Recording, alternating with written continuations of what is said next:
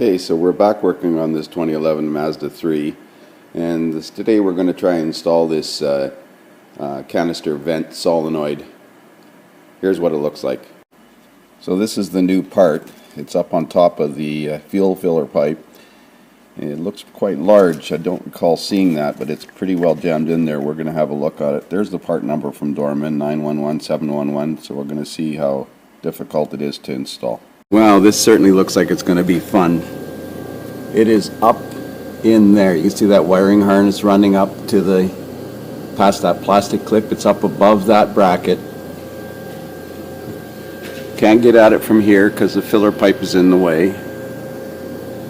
Can't get at it from here because the suspension's in the way.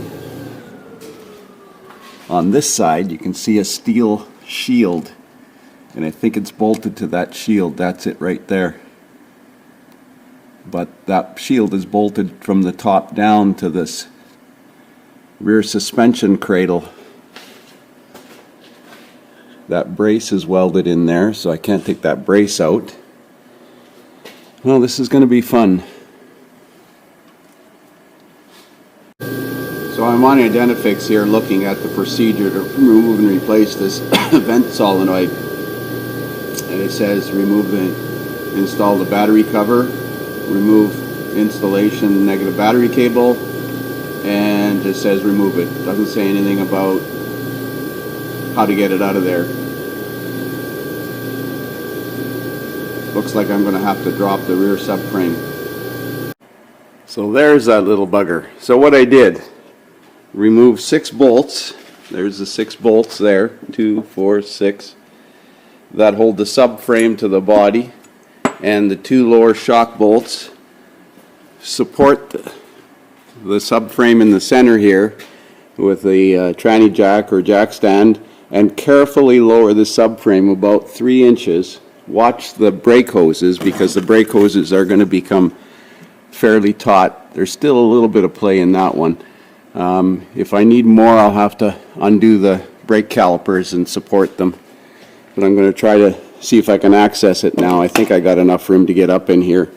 That's the solenoid up there.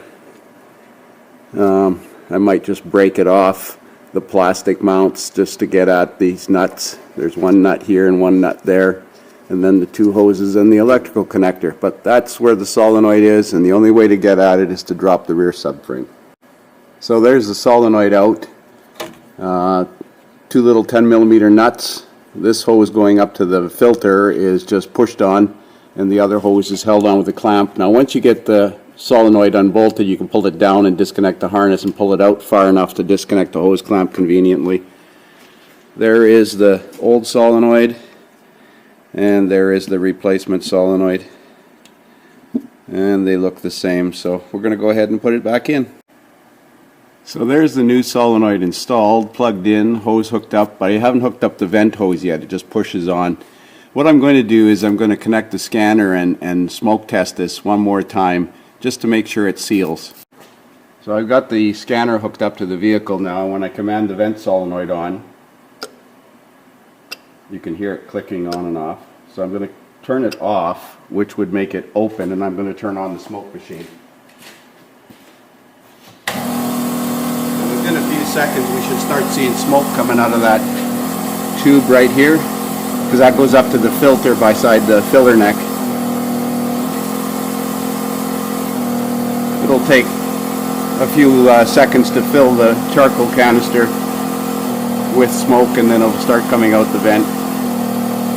I'll pick up when it starts coming out. So here you can see the smoke coming out now. I'm going to energize the solenoid, which should close it. And you can see that it's stopped. I'll turn it back off and turn it back on. Blow the smoke away from the area. So this one is definitely working properly. Yeah, looks good. So in case you're wondering, this is where I have the smoke machine connected to the purge line port on the canister. There's a little plastic clip you have to pull out, and then the line just slides off. I'm going to shut this off now, and I think we'll put it back together again.